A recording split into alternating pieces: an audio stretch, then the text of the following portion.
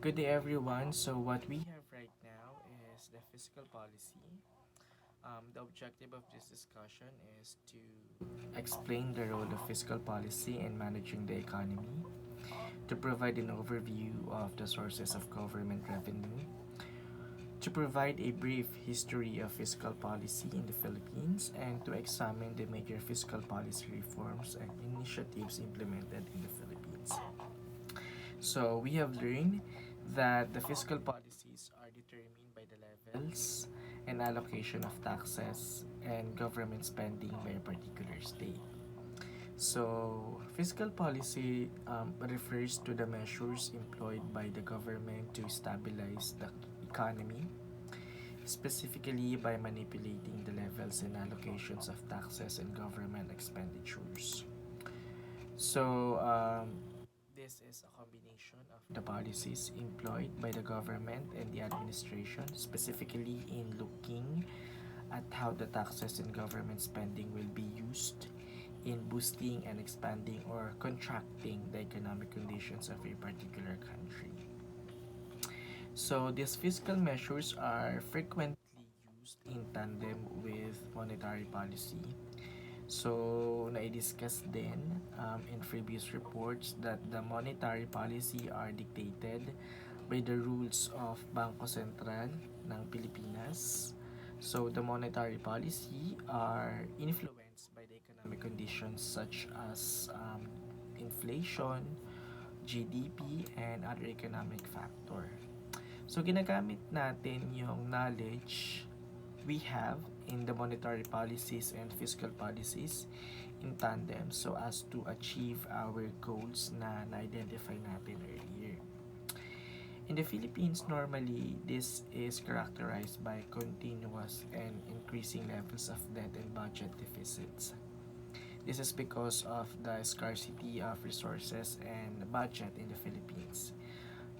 Importante na we look at to outside financing through the incurrence debt and hence budget deficit. The Philippine government's main source of revenue are taxes, with some non-tax revenue also being collected. To finance fiscal deficit and debt, the Philippines relies on both domestic and external sources. So during the pandemic, we know that our internal sources are really limited, so we have to look for outside sources through the World Bank, the International Monetary Fund, and many others. So my topic will be discussing or will be focusing on fiscal policies employed in the Philippines from administration to administration. Okay, the Philippine government generates revenues mainly through personal and income tax collection, but a small portion of non-tax revenue is also collected through fees and licenses, privatizations proceeds, and income from other government operations and state-owned enterprises. So yung taxes and government spending are two of the major factors in looking at the fiscal policies of a nation or a state. We will just look at this because these are the main indicators or the sources of how the policies of the government are really crafted. Okay? So the tax revenue, tax collections comprise the biggest percentage of revenue collected. Its biggest contributor is the Bureau of Internal Revenue, followed by the Bureau of Customs. Tax effort as a percentage of GDP has averaged at roughly 13% for the years 2001 to 2010. So these are the indicators of how the fiscal policies are crafted. Okay? Next is privatization. Privatization, the concept of privatization also has an effect on the overall fiscal policies of the government. So, in the Philippines, it occurred in three waves, okay? The first wave in 1986 to 1987, The second, during 1990, and the third stage, which is presently taking place, the government's privatization program is handled by the Interagency Privatization Council and the Privatization and Management Office. It is a sub-branch of the Department of Finance. So while the end goal of privatization is for the government to maximize its budget, potential, and to convert assets of government that are evaluated to be idle or non-productive, at para na rin ma-boost yung economic operations or economic conditions in the country. Next is we do have here the creation also of the Philippine Amusement and Gaming Corporation, which also known as PAGCOR. It is an evidence of a fiscal policy of the Philippines in 1977 to stop illegal casino operations, which is the PAGCOR, a government-owned established corporation. So, para ma-regulate at malagyan ng license at maging legal yung gambling, particularly in casinos, and para makuha na rin automatic yung revenue generated from them. This is also a manifestation of a fiscal policies employed by a particular state or nation. Okay? PAGCOR is mandated to regulate and license gambling, generate revenues for the Philippine government through its own casinos, and promote tourism in the country. Okay? Alright, now let's take a look on our history of Philippine fiscal policies from administration to administration, starting with the Marcos administration. So, ang lagi pong orientation when we look at fiscal policy is yung tignan po natin yung tax and government spending policy under the Marcos administration. The tax system was generally regressive as it was heavily dependent on indirect taxes. Okay, indirect taxes and international trade taxes accounted for about 35% of total tax revenue, while direct taxes only accounted for 25%, na ngayon ay hindi na po. Baliktad na po yan ngayon. Dati it's more of indirect taxes. Okay? Government expenditure for economic services peaked during this period, focusing mainly on infrastructure development with about 33% on the budget spent on capital outlays. This is the reason why maraming infrastructure projects ang talagang nai-relate natin during the Marcos administration. Yung mga Philippine Heart Center, Lang Center, and many other infrastructure projects under the Marcos administration, because it is evident na yung spending po ng government during that time is focused on infrastructure project. That is 33% of the budget spent on capital outlays. Okay? When we say capital outlays po, capital outlays, ito po yung mga property plant, and equipment, and yung infrastructure project is one of those. Okay? So, in response to the higher global interest rates and to the depreciation of the peso, the government became increasingly reliant on domestic financing to finance fiscal deficit. Okay, dahil malakas ang global interest rate during that time, the government also started liberalizing tariff policy during this period by enacting the initial tariff reform program, which narrowed the tariff structure from a range of 100% to 0% to 50% to 10%. Okay? And the import liberalization program, which aim at reducing or eliminating tariffs and realigning indirect taxes.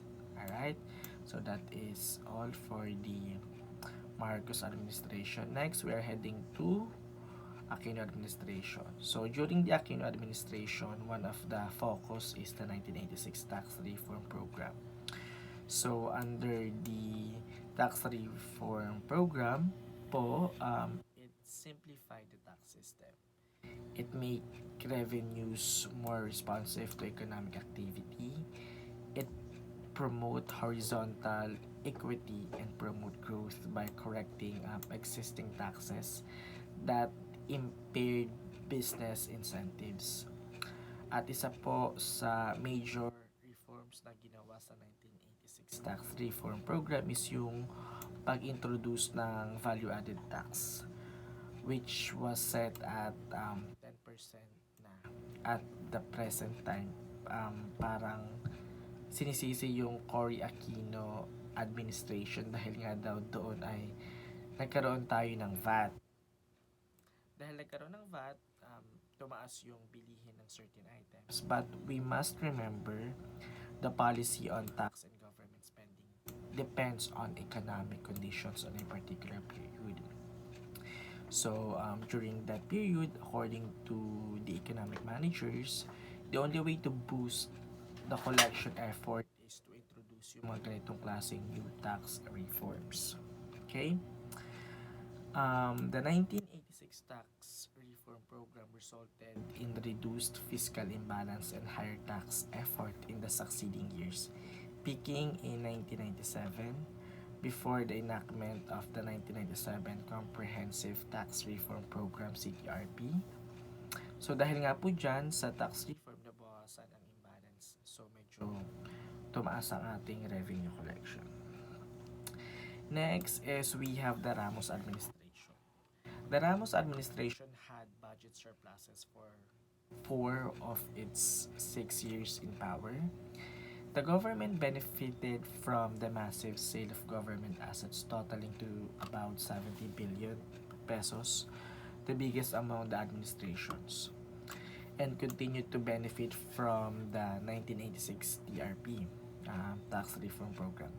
However, dahil nga rin po dito nangyari yung Asian financial crisis, dito na nagsimula din yung malakihang pag-depreciate ng peso value by almost 40%. During this nga, because of the sale of the government asset, ang sinasabi is that merong nagre-resort sa budget trickery. So parang tinitrick lang natin yung budget because we are selling the government asset at hindi talaga niya nare-reflect yung talagang economic condition in the Philippines. So, yung ganong klaseng pagbenta is also part of a fiscal policies needed on that particular period. The Ramos administration also provided additional incentives to export-oriented firms. The most prominent among this is the success of the Subic Bay Freeport Zone. Okay? Next is the Estrada administration. Although medyo maliit lang yung period ng panunungkulan ni Pangulong Estrada, meron pa ring effect yung Asian financial crisis during the Ramos administration na nagkaroon po ng large fiscal deficit dahil dun sa deterioration sa tax effort natin. The administration also had to pay 60 billion worth of accounts payables left unpaid by the Ramos administration to contractors and suppliers, which is mainly caused by the Asian financial crisis. The public spending focused on social services, with spending on basic education reaching its peak. To finance the fiscal deficit, Estrada created a balance between domestic and foreign borrowing.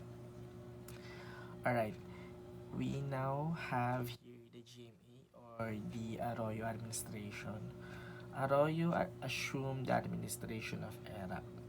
So it was said that the Arroyo administration's poor fiscal position was attributed to weakening tax efforts still resulting from the 1997 CTRP and rising debt servicing costs due to peso depreciation. So may effect pa rin dito yung Asian financial crisis. Large fiscal deficits and heavy losses for monitored government corporations were observed during this period. National debt to GDP ratio reached an all-time high during the Arroyo administration, averaging at 69.2%. investment in public infrastructure at about 1.9% of GDP, expenditure for economic services, health spending, and education spending all hit an historic low during the Arroyo administration. Um, the government responded to its poor fiscal position by underspending in public infrastructure and social overhead capital. I remember during the Arroyo administration, dito nagsimula yung pagtaas talaga ng presyo ng bigas. And this is because of the several factors. One is yung pag-continue ng pag-depreciate ng peso. Another is yung malaking utang pa rin na binabayaran ng Pilipinas doon sa ating mga outside creditors. Ang sinasabi is that this is not really a matter of one fiscal policy failing, but it is a manifestation of several factors affecting the Philippine economic setting. And because of this, condition, isa rin sa mga nagpataas ng mga bilihin during this time is the enactment of the expanded value-added tax na from 10% naging 12%. Dahil nga sa nagkaroon ng crisis on our economy, ay kailangan nating dagdagan yung tax revenue dahil nagkakaroon ng fiscal imbalance on the spending and the revenue collections of the Philippines. Okay? Now, we are heading to Pinoy administration. During the Pinoy administration, the reforms strengthened the country's macroeconomic fundamentals, which enabled the Philippines to bag its first investment grade rating, expand GDP by 6.2% and lift millions out of poverty during history. In 2013, the Philippines was categorized as an investment grade sovereign by all three international credit watchers. The Aquino administration was able to lift 7.7 million Filipinos out of poverty through its Pantawid Pampamilyang Filipino program, which is known as the 4Ps. Although yung 4Ps ay originally nandito sa Arroyo administration under the conditional cash transfer, yung CCT program, kung saan nagbibigay ng pera on the poorest of the poor. Ito po ay ni-rename at mas naging comprehensive under the Pinoy administration and mas naging famous during this administration. Its bottom-up budgeting program also allowed for more resources towards rural and poverty reduction programs. So ito pong 4Ps program, this is an indication of a comprehensive government spending kasi diretsong ibinibigay yung pera doon sa mga tao and it will also affects the economic activity in the Philippines dahil patuloy yung paggastos ng mga tao doon sa mga nare-receive nilang mga cash transfers. During this time, inintroduce din yung Build Operate Transfer Center o tinatawag na public-private partnership.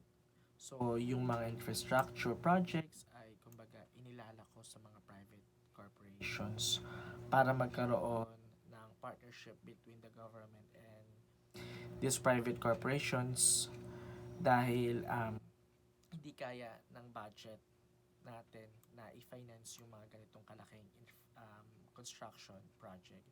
So, nag-enter na lang ng mga build, operate, transfer, and public-private partnership. Okay? Next is during the Duterte administration.